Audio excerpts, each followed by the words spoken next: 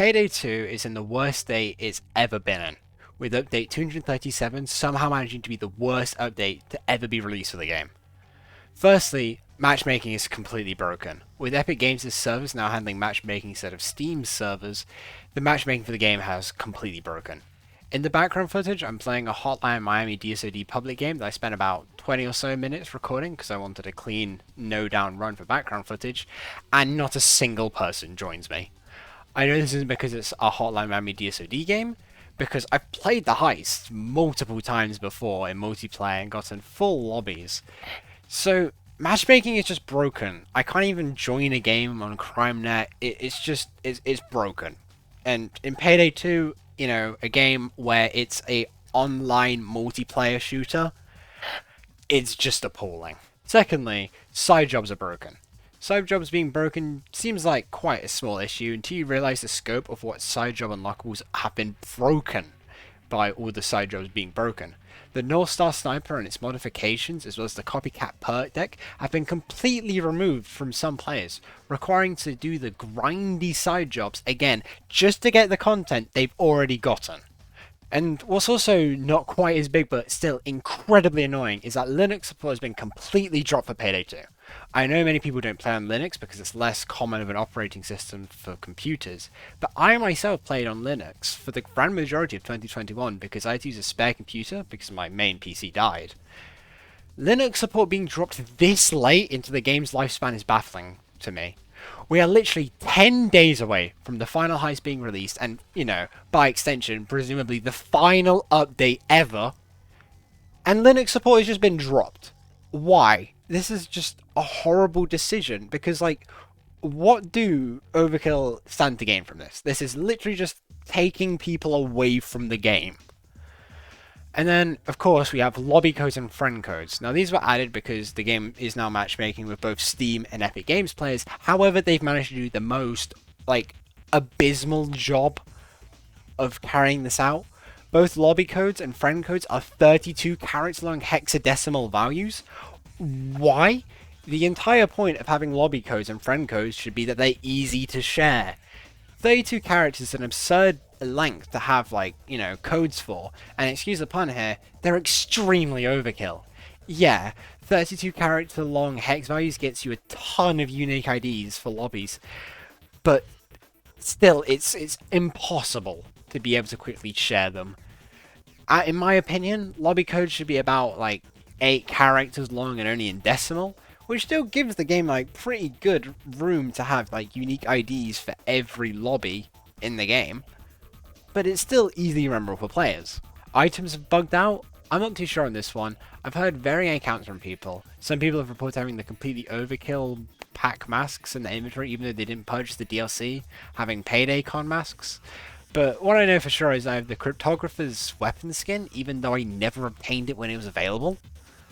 Mods have also completely broken on the release of update 237. Super BLT and other mod type things have been fixed by the developers, but the fact that Overkill were able to break mods on the release update this hard that the game would crash, well, not even just normally crash. I've heard reports that people were able to have the game crash on them and not even be able to provide a crash log. How Overkill are able to do this, it actually surprises me. And to my knowledge, this is the first time something like this has happened to mods over a single update. Mods breaking because of an update isn't new, but mods breaking to this degree is just simply unheard of. Lastly, and this is the most annoying part of how they're handling Payday 2, is that Payday 3 has also been treated horribly this year.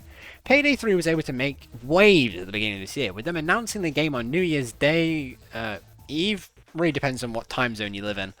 Point being, it was the first game announcement of the year and it got a ton of publicity for it being the first announcement of the year, claiming 2023 would be the year of Payday. Despite this though, we are 6 months into 2023 and we have seen barely anything about the game. We've only seen promotional images, and even then the promotional images we've seen have been absurdly lackluster. There's been no gameplay screenshots, no gameplay footage. I would even kill to be able to hear some of the music for the game. Gustavo Coutinho, I know you're cooking something good, and I want to see it. But I kind of understand why the music we're not seeing. I'm going on a bit of a tangent here, but we've seen nothing. Nothing. How does Overkill expect us to be excited for this game? Because I want to be excited for this game.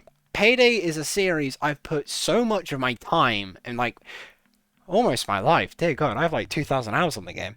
But I'm so invested into this series that like I want to be excited for this game.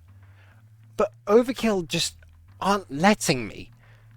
How am I supposed to be excited for a game that can be releasing within the next 6 months and we have about like 6 screenshots for? No gameplay. And they told us that we'd be seeing things in the summer, but, you know, nothing at the summer's Game Fest. What was that about? You know?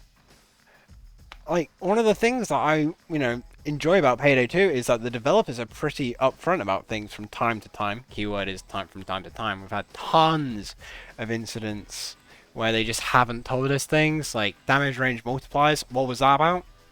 But, how are we meant to be excited for this game if they're treating Payday 2 this horribly, and we've seen nothing about Payday 3? Because, console players have been treated horribly throughout the years. PS3, Xbox 360 versions, they only got like the first 3 DLCs, the first 2 Gauge Weapon Packs and Armored Transport, and then the game support was completely dropped. Now, okay, that sort of does make sense because they released very late into the PS3, Xbox 360's lifespan. But then, the PS4, Xbox One, Nintendo Switch versions have also been treated horribly.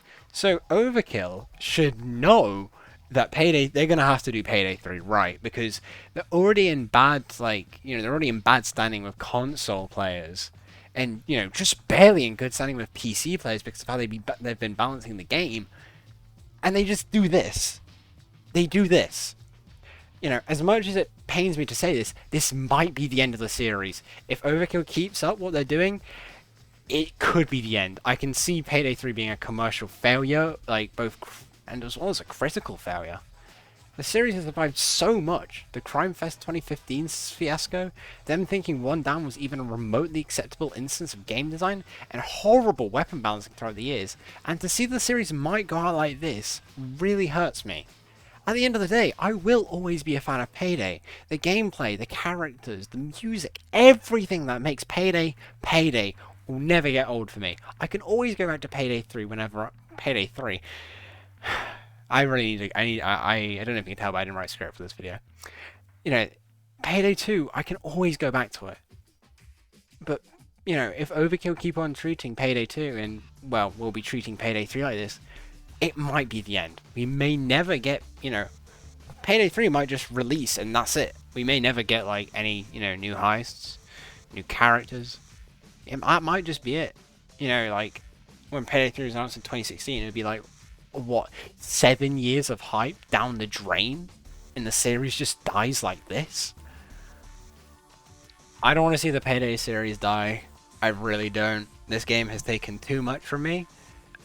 That I literally have replaced part of my heart with it.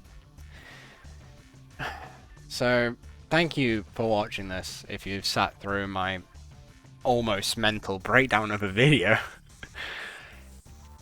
And Overkill, if any of you are watching this, please just get your act together. I don't want to say I'm voting on my wallet here, but I've bought every DLC for this game, except for, H3, one of the City of Gold Taylor packs, and I haven't bought the Crude Awakening bundle yet. I might not actually, because if they keep on doing this, I might just only buy the heist for the achievements. But come on, get this together, I want Payday 3 to be good. I want Payday 2 to still be good, but they're just not doing it, and it really annoys me. So yeah, this has been the video.